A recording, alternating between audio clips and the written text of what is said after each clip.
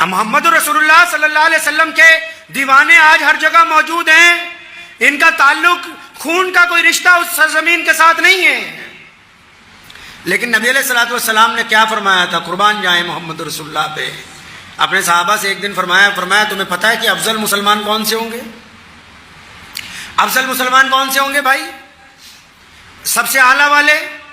صحابہ نے عرض کی یا رسول اللہ کہ انبیاء علیہ السلام جو اللہ کے نبی ہیں، فرمایا وہ تو افضل ہیں ہی، اللہ کے چنندہ بندے ہیں، اللہ نے ان کو چن کے بھیجا ہے، میں تو یہ پوچھنا چاہتا ہوں کہ افضل مسلمان کون سے ہوں گے؟ صحابہ نے پھر عرض کیا یا رسول اللہ کہ ہم لوگ جو آپ کے پیچھے نماز پڑھتے ہیں، تو نبی علیہ السلام مسکرائے، فرمایا تم تو افضل ہو ہی، تم نے مجھے دیکھا ہے میرے ساتھ نماز پڑھتے ہو، ہم وقت میرے ساتھ رہتے ہو، میرا پوچھنے کا تو مقصد یہ ہے کہ افضل مسلمان کون سے ہوں گے؟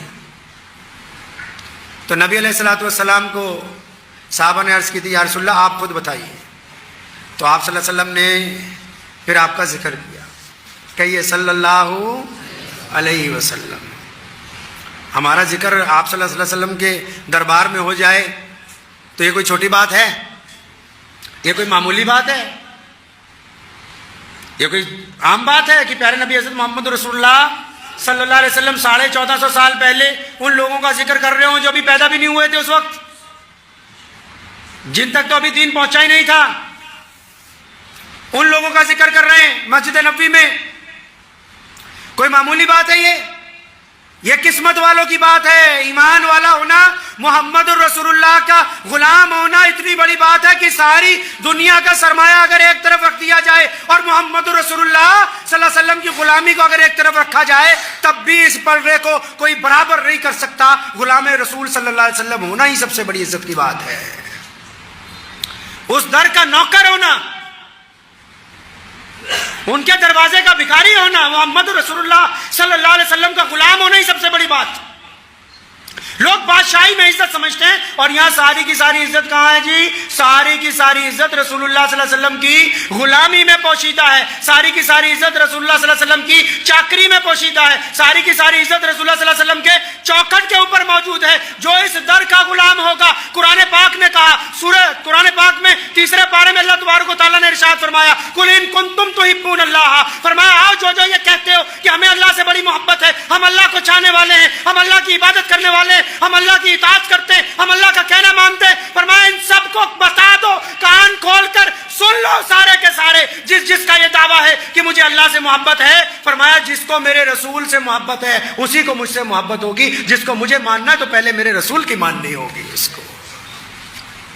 جس کو اللہ سے محبت کا دعویٰ ہے اس کو رسول اللہ سے محبت کا اعلان کرنا ہوگا، رسول اللہ کی غلامی کا اعلان کرنا ہوگا، رسول اللہ کی اطاعت کا اعلان کرنا ہوگا، رسول اللہ صلی اللہ علیہ وسلم کی فرمانبرداری کا اعلان کرنا ہوگا، محمد رسول اللہ کی اتباع کرنی ہوگی، محمد رسول اللہ کی پیروی کرنی ہوگی۔ اگر کوئی محمد رسول اللہ کا باغی ہے اور اس کے بعد کہے جس طرح مردود قادیانی کہتے ہیں کہ نعوذ باللہ ہم اللہ کو بھی مانتے ہیں، نعوذ باللہ رسول اللہ کو بھی مانتے ہیں، اور پھر مرزا مرتد کو بھی مانتے ہیں، کان کھول کر سن لو کہ اللہ نے کائنات میں اپنے بعد صرف خاتم النبیین محمد الرسول اللہ کو بنائے، اب قیامت آ سکتی ہے، محمد الرسول اللہ کے بعد کوئی نبی نہیں آ سکتا ہے، قیامت آ جائے گی، کوئی رسول بن کے نہیں آئے گا۔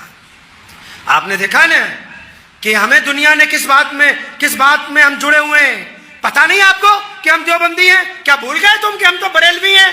یاد نہیں کہ ہم پٹھان ہیں؟ کون کہتا ہے کہ ہم شیعہ نہیں ہیں، سنی نہیں ہیں، انصاری نہیں ہیں، پٹیل نہیں ہیں، چوہان نہیں ہیں؟ کون کہتا ہے کہ ہم سلمانی نہیں ہیں، ہم قریشی نہیں ہیں؟ ہم سب کچھ ہونے کے باوجود آج بھی پوری دنیا کا دشمن، آج بھی پوری دنیا کی اسلام مخالف طاقتیں، آج بھی محمد رسول اللہ کے مخالف اس بات کو جانتے ہیں کہ ان کو فرقوں میں بانٹا جا سکتا ہے، رنگ اور نسل کے اعتبار سے بانٹ سکتے ہیں، ان کو ہم قبیلے کے اعتبار سے بانٹ سکتے ہیں، لیکن جب بات رسول اللہ کی عظمت کی آئے گی، جب بات شان نبوت کی آئے گی، جب بات ناموس رسالت کی آئے گی، تو پھر ساری دنیا جانتی ہے ہم دیوبندی بریلوی بعد میں ہیں، ہم انصاری پٹھان بعد میں ہیں، تمام کے تمام رسول اللہ کے غلام ہیں اور دشمن کے دانت کھٹے کرنے کے لیے ایک جگہ کھڑے ہوئے ہیں۔ نعرہ تکبیر، نعرہ تکبیر، نبوت، نبوت، نعرہ تکبیر۔ یہ صفت کس نے پیدا کر دی مسلمانوں میں؟ اندازہ لگاؤ کتنا بانٹا دنیا نے اسلام کو، اس کے باوجود بھی آج کے باوجود بھی آپ جب بیت اللہ میں نماز کی نیت باندھتے ہیں، جب مسجد نبوی میں نماز کی نیت باندھتے ہیں، جب کبھی اپنے گاؤں کی مسجد میں نماز کی نیت باندھتے ہیں، تو پھر بار بار علامہ اقبال کا وہ شعر یاد آ جاتا ہے کہ آگے آئیں لڑائی میں اگر وقت نماز، قبلہ رو ہو کے زمین بوس ہوئی قوم حجاز، ایک ہی صف میں کھڑے ہو گئے محمود اور ایاز، نہ کوئی بندہ رہا نہ کوئی بندہ نواز، بندہ صاحب و محتاج و غنی ایک ہوئے، تیرے دربار میں پہنچے تو سبھی ایک ہوئے۔ یہ محمد الرسول اللہ کا کلام ہے، یہ رسول اللہ کا کمال ہے۔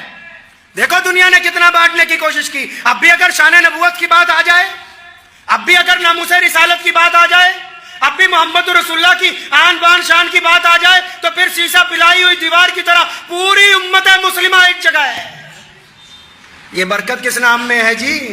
یہ عزت کس نے جوڑ رکھی ہے؟ یہ اتحاد کس نے پیدا کر رکھا ہے؟ صرف اور صرف ہمارے نبی حضرت محمد رسول اللہ صلی اللہ تعالی علیہ وسلم کی شان ہے۔ تبھی تو سونے رسول نے کہا تھا، پیارے پیغمبر نے کہا، قربان جائیں ان کی ذات کے اوپر، مدینہ منورہ میں آپ صلی اللہ علیہ وسلم نے ارشاد فرمایا، حدیث کا مفہوم ہے، فرمایا میرے صحابہ افضل مسلمان وہ ہوں گے، کون سے؟ جو بھارت میں رہتے ہیں۔ کون سے؟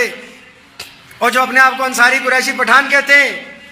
کون سے؟ یہ جو اپنے آپ کو سنی کہتے ہیں، یہ جو اپنے آپ کو بریلوی دیوبندی کہتے ہیں، یہ جو اپنے آپ کو کہتے ہیں ہم تبلیغی جماعت والے ہیں، یہ جو اپنے آپ کو شیعہ سنی بتاتے ہیں۔ فرمایا افضل مسلمان وہ ہوں گے۔ یا رسول اللہ کون سے؟ فرمایا وہ ہوں گے افضل مسلمان۔ کون سے یا رسول اللہ؟ فرمایا وہ جو ہمارے بعد، پھر ان کے بعد، پھر ان کے بعد، جو بہت بعد دنیا میں آئیں گے، جنہوں نے محمد رسول اللہ کو دیکھا نہیں ہوگا۔ فرمایا میرے صحابہ انہوں نے مجھے دیکھا نہیں ہوگا، لیکن ان کو مجھ سے اتنا پیار ہوگا کہ وہ میری شان کے اوپر اپنی جان نثار کر دیا کریں گے وہ لوگ۔ تبھی تو محمد رسول اللہ نے فرمایا تھا، یہاں دل پہ ہاتھ رکھ کے پتہ کر لو مسلمان ہم مکمل ہیں کہ نہیں۔ فرمایا میرے صحابہ جس کو میں یعنی محمد رسول اللہ اپنے ماں باپ سے زیادہ، حدیث کا مفہوم سنا رہا ہوں، ماں باپ سے زیادہ، بھائی بہنوں سے زیادہ، بیوی سے زیادہ، بچوں سے زیادہ، مال سے زیادہ، فرمایا جس کو اپنی جان سے زیادہ محمد الرسول اللہ سے پیار ہے بس وہی ایمان والا ہے۔